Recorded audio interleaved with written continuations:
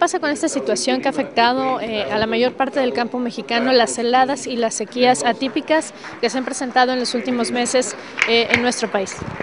Bueno, estamos frente a uno de los problemas climatológicos más importantes de los últimos 89 años, particularmente una sequía que no se había presentado desde 1941. Afecta a 9 estados, a 1.213 municipios y a 8 millones de personas. Es, por tanto, uno de los fenómenos más fuertes que se han tenido y que todo ello involucra, junto con heladas, con inundaciones en el sureste, afecta a un total de 4 millones de toneladas de maíz que dejaron de cosecharse, o casi 400,000 toneladas de frijol. Entonces, ante esta situación, el Congreso, la Cámara de Diputados, propuso un decreto legislativo para que se destinaran 10,000 millones de pesos y pudiera atenderse los daños que han representado estos fenómenos. Sin embargo, la semana pasada el Ejecutivo Federal ya contestó que es inviable, que esto no es posible.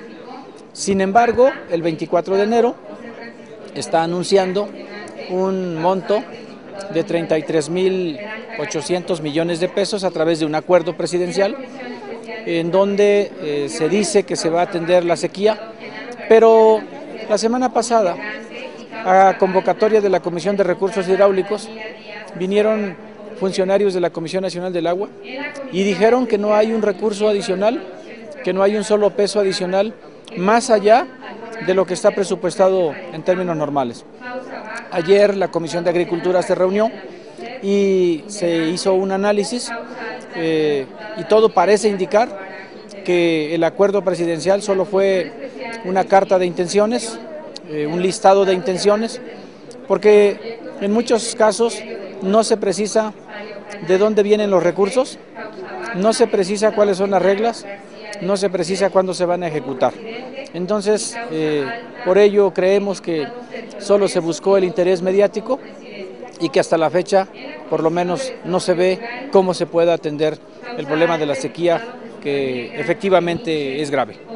Diputado, usted está presentando una serie de propuestas efectivamente viables y que se pueden llevar a cabo para combatir este efecto de la sequía y de las heladas. ¿Nos puede platicar un poquito de qué se trata esto?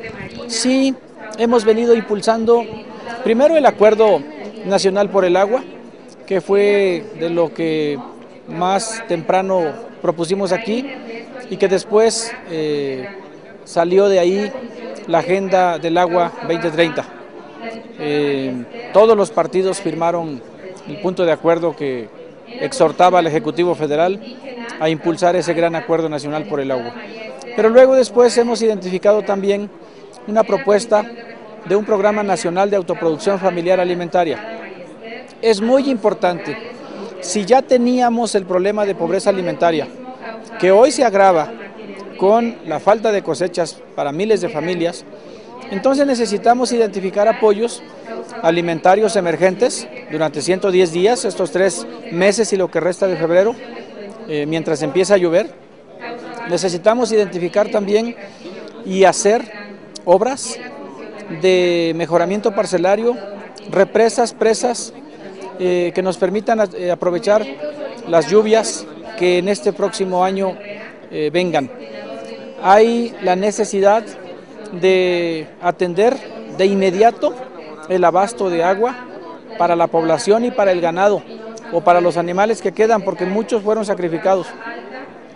Y también, de alguna forma, fomentar la autoproducción, la agricultura por contrato en las áreas donde esto es posible, en el centro sur, sur-sureste, en donde podamos contrarrestar los impactos del incremento de precios, ya que en los 4 meses pasados se ha incrementado el porcentaje de los precios en casi 8% y triplicado la inflación alimentaria, que es una de las consecuencias por lo que no tengamos alimentos. Diputado, efectivamente en ese sentido de mi siguiente pregunta, que es uno de los puntos que no se ha atacado en los medios de comunicación, ¿qué tanto afecta económicamente al resto de la población, a todos los sectores y a todas las clases sociales, el hecho de que el campo se vea abandonado por el gobierno federal para poder llegar a producir de nuevo? Ya teníamos un problema de pobreza alimentaria en 28 millones de mexicanos. Hubo, al haber escasez, al no tener cosecha, entonces el primer impacto es el incremento de los precios de los alimentos. Pero también el no haber lluvia provocó que no haya agua en las presas y que no haya agua en el subsuelo. Las presas hoy están al 48% de su volumen disponible, de su volumen de almacenamiento, y entonces no hay agua suficiente para emprender los ciclos del año 2012. Ahí tenemos otro efecto que agrava más la situación.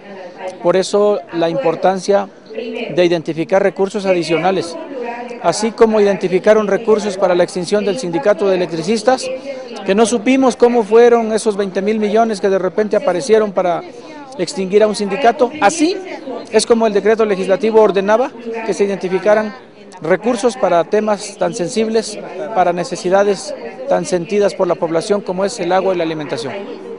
Muchísimas gracias, diputado. ¿Algo más que desee agregar sobre este tema?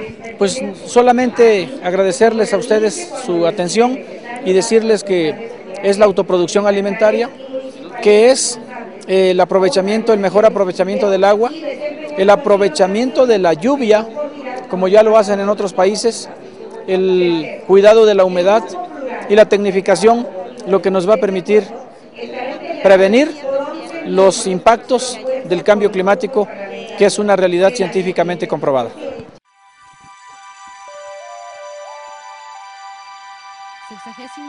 legislatura.